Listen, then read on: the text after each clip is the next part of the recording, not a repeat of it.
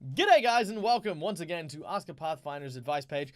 Today we are going to be talking about how to make our own chaotic characters. You know what? No. Let's play, no, we're going to talk about flying. Flying characters is what we're going to be, okay, what about elemental characters? Elemental characters, behold the fire and, no, actually, no, let's go back to the first one. So, how to build your own chaotic character. Let's get into it!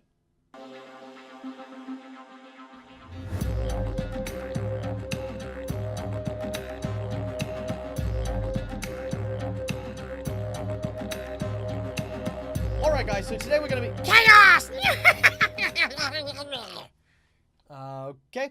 today we're gonna be talking about chaotic characters, how to make our own chaos characters, and what exactly it is we need to know when we play them at our own tables. First and foremost, as always, I'm going to start this off with do not swing for the fences. That's right, do not try and play the most absolutely chaotic character you can play. Don't just go out there, lie, cheat, and steal, and throw things up in the air, and, like, everyone thinks of chaotic characters like the Joker and things like that as being just these wild, random bursts of spontaneity. They're not. I mean, they can be. But swinging for the fences is difficult and even harder to try and do that in a group. So, there are many different ways and different tips that I can give you for playing a chaotic character, but at its core essence, a chaotic character is you. It is a character that is just following its heart, following its whimsy, what it desires, what it wants. It is a character that is expressing itself in its most purest form. It doesn't have a filter that says, oh, well, you can't do this, well, you can't do that. It's someone who may understand that there are certain things you must abide by. Chaotic characters can follow the law, but they do what they need to. I might steal bread, but I might pay my taxes. I might go out hunting for food and sell them, but then give my earnings to the poor rather than pay taxes. Whatever the case may be, there are so many different ways to play chaos that to simply say that I'm just going to do what I want is an oversimplification of what is a great alignment character. So how do we do this? How do we build this? Number one is you want to always make sure that your character has a nature. Now, unlike the other alignments, which you can use the rules that I posted for the other videos for good, for evil, or whatever the case may be, a chaotic character really does lean on its notion of being good or evil. The more your nature reveals itself, the more chaotic you seem. So let me give you an example. Robin Hood is a very famous chaotic good character. He robbed from the rich, robbed from the rich, gave to the poor. That was the whole shtick behind him. He was chaotic because he was breaking the law. He was good because he was providing benefit to the poor and to the disenfranchised. That was how chaos was showing his true nature. You then have characters like, say, Carnage from the Marvel series. Carnage, of course, being a symbiote serial killer who's just out for murder, blood, and mayhem. Now, he, in his nature, is evil, and his chaos comes in that form, where he kills people randomly. He finds people, and he might even really like them, but then at the end of the day, just outright murder them. These chaotic characters have their nature on their sleeves, worn for everyone to see. So you need to make sure that your nature is locked in before you decide how chaotic you're going to be. More than enough times, GMs come across chaotic characters who are chaotic neutral and think, well, okay, you're going to lean towards chaotic good or chaotic evil. That is the case for the most part.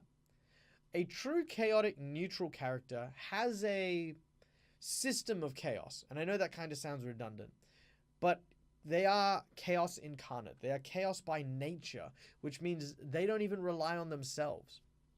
A good example of this would be something close to... See, I want to say Two-Face, but it's not Two-Face. Two-Face is a different matter, but it's like with what Two-Face does with his coin. He flips a coin and then disbars himself from any responsibilities that happen from the coin falling. This is what pure chaos is. It's like, I might think it's a good idea to help my group. I might really, really want to help my group, but chaos dictates that I do something else. I must find out if that's what I'm going to do. And that can be fun in the right circumstances. always be aware that you're playing a game with friends, and if your friends are okay with it, then by all means do that. But it has to be random, it has to be chaotic, it has to be spontaneous. Wild mages live in this realm where okay, I'm going to cast a spell, I'm going to try and help everyone. Black, I have a bowl full of puppies. Okay, that was not helpful. That happens, and that's cool, and that's funny, and it's quirky, but you need to make sure it doesn't turn into a gimmick, yeah? You need to make sure that your character feels and emotes with their chaotic decisions. Like, yes, I wanted to really help my allies, but they turned into puppies, and I was really sad at that, and I didn't know what to do. So I started throwing puppies at people, and I got really concerned. You know, whatever you do, you have to have a visceral response. It just can't be a dismissive, oh, well, that was chaotic. Because if you don't care about what's happening, then your players won't care what's happening. They'll just be like, oh, God, he's done it again. And they'll move on. If you have that reaction, then, you know, everyone's kind of on board with that. Everyone's kind of getting drawn into the nature of your character. So chaotic neutral, despite what many think, you know, chaotic neutral is a very complex, very difficult alignment to play. All right, next up, communication. Communication is really important because, as I mentioned before, loyalty is so vital to any good team. And being chaotic, well, loyalty kind of plays multiple parts. You are loyal at the given time, and a chaotic character at any given time can change his tune. A chaotic character might, at the moment, be following the law of the land until it doesn't suit him, and then it changes.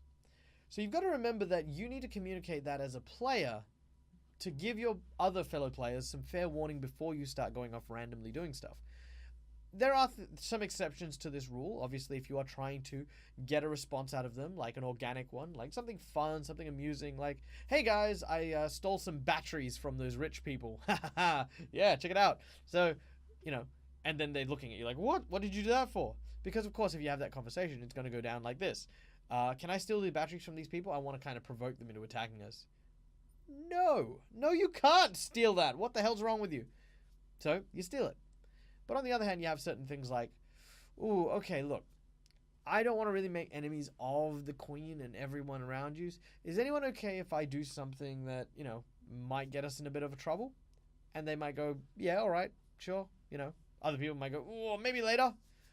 Whatever the case may be, communication is key for trying to get your chaos, to divide the chaos between your character and your chaos as a player. Because you want to play a chaotic character, you don't want to be a chaotic player. A chaotic player, and you've probably played with these guys, don't show up on time. Always cancel at the last minute, like within the last hour, give you a phone call saying, yeah, no, I double booked myself. How do you last minute double book yourself? Like, these are chaotic players. And, yeah, usually they're friends of a friend or friends of the GM. In the meantime, however, you playing a chaotic character is completely different, and you are very much allowed to have a good, very structured relationship with your fellow players, if you want to obviously get the most out of these chaotic characters. Alright guys, well we are coming short onto this one. I do have a couple of questions for you guys, because this one is quite loaded. I know tons of people, tons of people get into chaotic characters. What is it that you guys love about chaotic characters? Do you have any favorite chaotic characters that you can bring to mind? Throw them in the comments below. I'd love to have a discussion with you about these chaotic characters and what worked best for you bringing these into light. As always, guys, if you want to check me out, you can come find me on Facebook or come chat with me directly on Discord. I'm very fun, very open. I love chatting about this sort of stuff. And, you know, some questions you ask me get put into videos or get put in articles. If you guys want, you can go check out some of our friends. We do have lots of friends out there in the world at the moment, including How to Be a Great Game Master, which many of you have come from, which, by the way, super big thank you to you guys who have. But be sure to go check out, you know, his channel if you haven't before.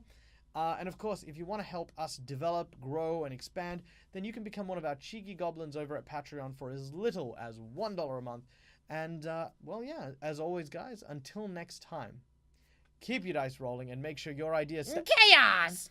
Make sure your ideas stay... Chaos! Make sure your ideas stay mind-free!